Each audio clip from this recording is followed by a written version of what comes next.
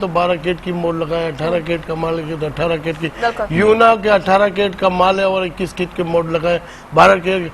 देखिए ये ज्यादती है। अब प्राइसेस इतनी बढ़ गई, एक लोगों का एक हमारे बैंकों से इतना इत्मीनान नहीं था जितना जुलियस बुरादी पे था कि जब तक बच्ची मायू में नहीं बैठती थी जब तक जेवर नहीं उठाते थे। लेकिन हाजी साहब अपने ही लोग थे जिनके अंदर जो इसके अंदर शामिल थे मिलावट के अंदर, जिसकी वजह से स्टैंडर्ड्स जो है मुतासर हुए, इसकी वजह से काम की भी तो आप देखें बहुत ज्यादा सूरत हाल हमारी खराब हुई, तो अपने लोग शामिल थे। नहीं, इसमें अपने लोग क्या, अब इन्वेस्टर आ गया। देखिए जो असल में जदी पुश्ती खानदानी लोग हैं वो कभी अपनी क्वालिटी को, अपने म्यार को खराब नहीं करेंगे। मगर अब जैसे टीवी चैनल में भी लोग आ जाते हैं इन्वेस्टर, तो इस तरह गोल्ड में इन्वेस्टर आ गया।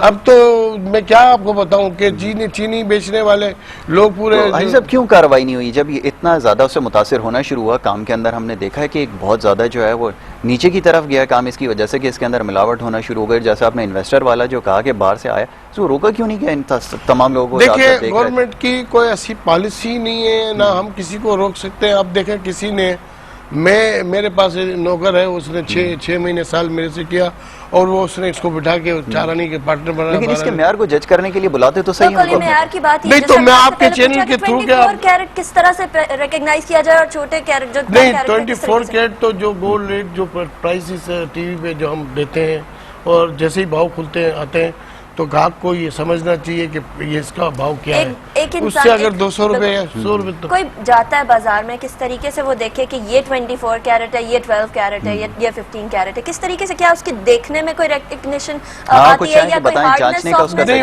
वो देखें पहले तो कसौटी से हम कसते थे, अब तो मशीनें आ गई हैं और जो औरतें पहनने वाली जेवरात है ना वो उनको मालूम हो जाता है कि देखो जितना सोना अच्छा होगा वो वजन रखेगा, जगह कम गिरेगा, जितना सोना हल्का होगा वो फैलेगा, वेट कम करेगा। वो ऑटोमेटिकली हाथ में लेने से ही एक चीज मालूम हो जाती है और जो रात दिन पहनने वाला है उसको मालूम है। और मैं आपके चैनल के थ्रू मैं हुकूमत या आप लोग सार्फी को कहूंगा कि वो जो दुकानदार जो अच्छे जो मंजे हुए पुराने दुकानदार हैं, भले वो प्राइसेस ज्यादा देते हैं मगर वो चीज भी क्वालिटी भी अच्छी देते हैं। आप लालच में नहीं आए। अब मार्केट में अब हर टीवी पे, हर अपने अखबारों में, इंटरनेट पे सब रेट आ गए, तो आपको वो देख के सामान लेना चाहिए। जरूरी बात आती है कि जो भी लोग सोना लेते हैं जाके अपने घरों की तिजोरियों में रख देते हैं। सोने की ट्रेड, सोने का सर्कुलेशन सोसाइटी में कितना जरूरी है? देखिए इस वक्त तो मैं ये कह रहा हूँ कि हर EFU दूसरा आदमी डिफॉल्टर हो गया। कोई कह रहा है कि आप पैसे दो हम आपका बैंक में रखते हैं, ये सब जो हैं। मैं तो कह रहा हूँ कि 1 ग्राम की ताकत है, आप कैपेसिटी आप लेके अपने पास रख लें, 2 ग्राम की ताकतें लेके रख दें। बाकी किसी के ऊपर भरोसा नहीं करें, न सौदे जबानी करें। आप पैसे दें, फिजिकल सामान लेके अपने पास रखे, तब का फायदा करेंगे। वरना जो है कि वो कारोबार में जो लोग अपने आप को बचाने के लिए लोग बीसियां भरते हैं और इस किस्म की जो हवाएं देते हैं कि आपको फायदा पहुंचेगा, ये सब ड्रामाबाजी है और ये आदमी का पैसा फर्क करने वाली बात है। एक और चीज मार्केट में जो सुनने में आ रही है वो है व्हाइट गोल्ड। ये व्हाइट गोल्ड क्या है? वो PD भी होता है और प्लेटिनम में होता है। प्लेटिनम जो है वो डायमंडों में लगता है, वो काफी कॉस्टली है। PD जो है वो मुख्तलिफ धातों से मिलके बनता है, वो जेवरात है। अब ये देखें जेवरात पे तो बहुत सारी बातें हो सकती है, अभी तो पकाई आ रही है। पहले हमारे यहाँ जो सिंधियों का एक स्टाइल था, पंजाबियों का एक स्टाइल था, हिंदुस्तानियों का स्टाइल था, एक सकाफत थी। अब तो आजकल बच्चियां जो है वो तो कंप्यूटर पे अपनी डिजाइनें बनाती करती, वरना लोग हमारे यहाँ मेमन खोजे जो है वो पीला सुर्ख पहनते थे और जो पंजाबी और दूसरे लोग जो है पीला करके, तो वो 21 कैरेट और 22 कैरेट पहना जाता था। अब गोल्ड प्राइसेस इतनी बढ़ गई कि 18 कैरेट अब 12 कैरेट भी आ गए। अमेरिका शहर में 9 कैरेट गोल्ड बिकने लगा, मगर होल मार्किंग होनी चाहिए ताकि ग्राहक को ये मालूम हो कि मैं लेके आ रहा हूँ है क्या चीज। बिल्कुल ठीक।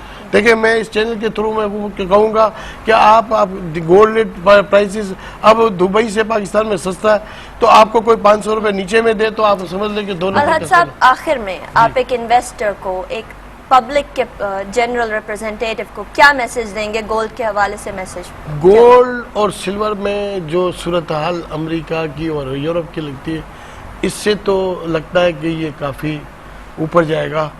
मगर लॉन्ग टाइम में आपको बता दूं कि ये यहूदी लॉबी की ये पकड़ है, ये किसी भी पकड़ वक्त गिरफ्त को गिरा सकता है और ये $200-300 फी आउंस गिरा के भी दिखाएगा और ये लोग इन्वेस्टर हाथ में रह जाएंगे। तो अब ये फिलहाल जो रमजान में तक तो मुझे तेजी नजर आ रही है, रमजान के बाद अब सूरत हाल दुनिया की क्या होती है क्या नहीं होती, मगर ये 1600 को 1700-1800 को ले जाएगा, फिर 200-300 नीचे भी ले आएगा।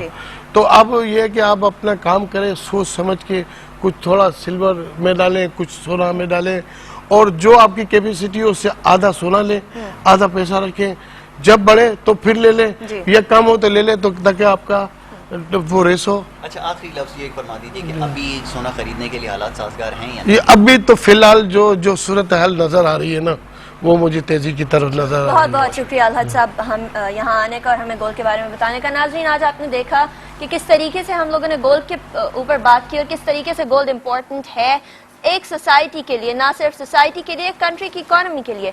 वो इसलिए क्योंकि जब तक गोल्ड की बैकिंग नहीं होगी आपकी करेंसी के पीछे, तब तक कोई फायदा नहीं ऐसी पेपर करेंसी का जो याहिया खान के दौर में हुआ कि आपको बोरियों की बोरियां पैसे बहाने पड़े।